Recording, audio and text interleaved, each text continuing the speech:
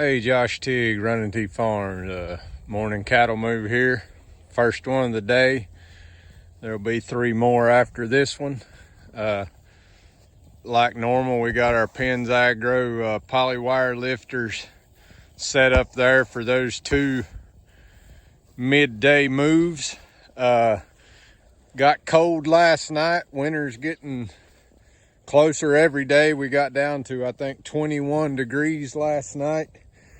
We are grazing moving water every day, so we've got about 1,600 foot of 3/4 inch black poly pipe out on the ground here. So I thought I'd shoot a little quick video here of how we keep that from freezing up. And full disclosure, this is not original idea of mine by any means, but I'll zoom in here. That's called a freeze miser. And all it does is when it gets down to like 35 or 37 degrees, I believe, it cracks open and starts allowing a little bit of water to flow. And the colder it gets, the more water it allows to flow. So you can see last night when it got cold enough for it to come on, it started just running, letting water run through the pipe to keep it from freezing.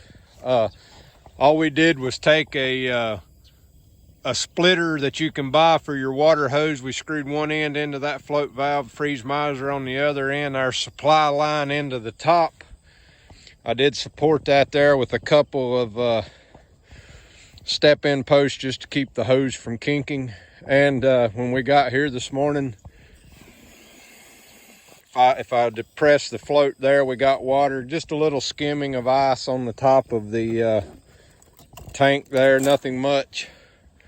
Obviously, if it got cold enough to freeze hard ice, you would have to bust the ice out of the tank. But we used this setup years past when we were out moving portable water around during the winter. Works well. It does bleed off. If it gets cold, it bleeds off quite a bit of water.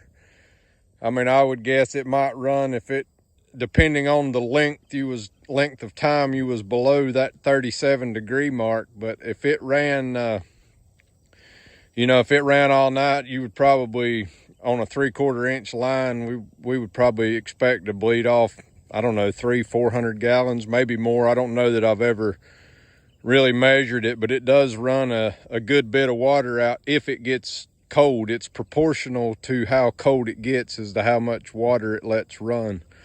But better than frozen water lines. We've used them successfully, temperatures down in the teens, and I hear people talk about using them down next to 0 and they still work. So long as you can keep that water moving, you can keep it from freezing. So a shot of the cows grazing this morning. We're grazing Kentucky 31 fescue primarily.